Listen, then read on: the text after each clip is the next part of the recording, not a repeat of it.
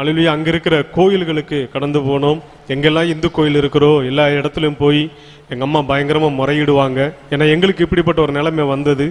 எங்களை ஆற்றுவதற்கும் எங்களை தேற்றுவதற்கும் எங்களை அரவணைப்பதற்கும் யாருமே கிடையாது அந்த தேசத்தில். அப்படி இருக்கும்போது ஒரு நாள் எங்கள் அம்மா தீர்மானம் பண்ணினாங்க, இந்த குலதெய்வம் நம்ம சாமிக்கு ஒரு நாள் விரதம் இருக்கலாம்னு சொல்லி எங்கள் 3 பிள்ளைகளும் கூப்பிட்டார்கள். காரணம், இந்த குளிர் வர வர வியாதிகள் அதிகமாக ஆரம்பித்தது, பீசிங் ட்ரபிள் அதிகமாக ஆரம்பித்தது. இவங்க வேலைக்கு போனால் தலையில் செமந்து போக முடியாது.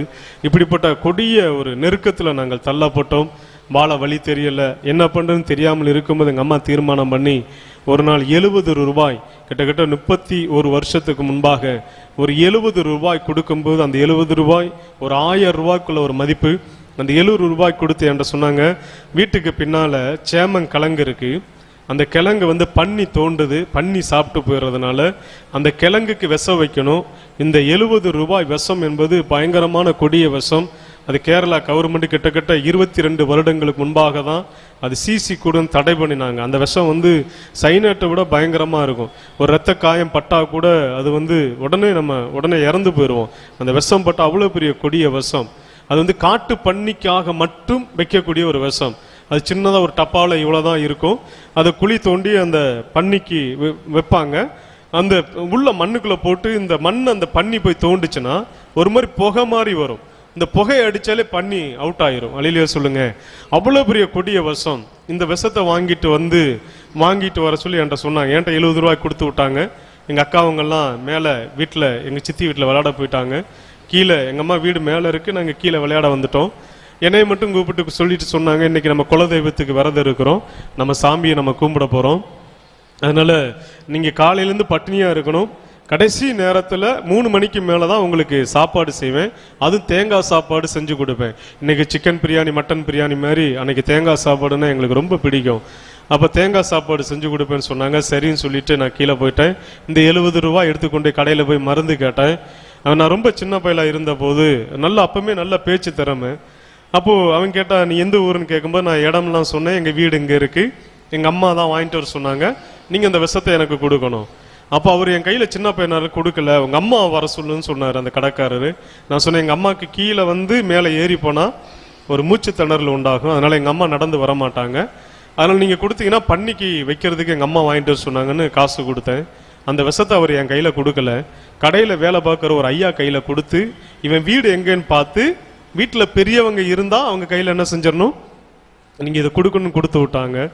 அந்த விஷத்தை அவர் எங்கள் அம்மாட்ட கொடுத்தாரு. எங்கள் அம்மாட்ட சொன்னேன், அம்மா எனக்கு மட்டும் ரொம்ப பசிக்குது. கரெக்டாக ஒரு 10 மணி ஆச்சு. நான் சொன்னேன், எனக்கு ரொம்ப பசிக்குது. உடனே திருவண்ண தேங்காயும் கருப்பட்டி கொஞ்சம் போல் எடுத்து கொடுத்து சாப்பிட்டு போக சொல்லுவாங்க. நான் அப்பப்போ ஓடுவேன், ஒரு சம்பு தண்ணி கொடுப்பாங்க, கொஞ்சம் தேங்காய் திருவனதை கொடுத்து சாப்பிட்டுட்டு நான் விளையாட போயிடுவேன். கரெக்டாக ஒரு 2 மணி ஆகும்போது அந்த தேசத்தில் மழை வந்துருச்சு. ஏன்னா 3 மணிக்கு தேங்காய் சாப்பாடு இருக்கும். குலசாமியை கும்பிட்டு என்ன செய்யணும், நாங்கள் அதை ஏற்றுக்கொள்ளணும். காரணம், எங்கள் ஜாதி வழக்கப்படி, எங்கள் குல வழக்கப்படி இயேசு கிறிஸ்துவை ஏற்றுக்கொள்ளாத ஒரு ஊர் எங்கள் ஊர். அல்லேலூயா சொல்லுங்க. எங்கள் ஜாதிப்படி இயேசு கிறிஸ்துவை ஆராதிக்கிறவங்க யாருன்னு பார்த்தா தாழ்த்தப்பட்டவர்கள்.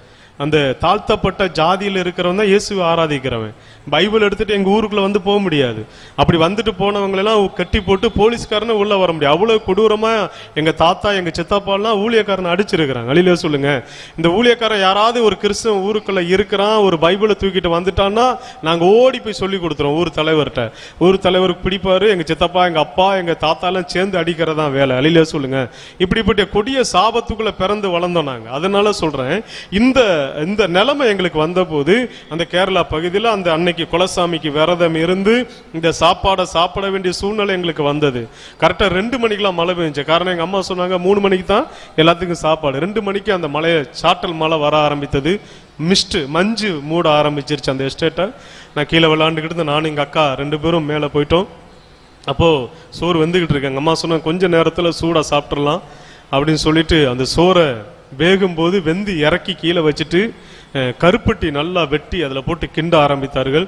அப்போ நான் கேட்டேன், ஏமா கருப்பட்டி போடுறீங்க? அப்போ எங்கள் அம்மா சொன்னாங்க, சாப்பாடு இன்னைக்கு கொஞ்சம் கசக்கும், காரணம் லவங்கம் அதிகமாக போட்டுட்டேன். லவங்கம் என்றால் தெரியும் உங்களுக்கு, கிராம்பு அதிகமாக அது உள்ளே விழுந்துருச்சு, சாப்பாடு கசக்கும். அதனால 3 பேர் என்ன செய்யணும், மிச்சம் வைக்காம நீங்கள் சாப்பிட்றணும். சாப்பிட்டதுக்கு அப்புறம் நம்ம வந்து பாக்கி விவரத்தை பேசிக்கலாம்னு சொல்லிட்டு அவங்க சாப்பாடு வச்சு கிண்டுறாங்க. எங்களுக்கு 3 பேருக்கு 3 தட்டு வச்சிருச்சு. கதவெல்லாம் எங்க அம்மா போய் பூட்டிட்டு வந்த மழை பெய்யறதுனால முன்னால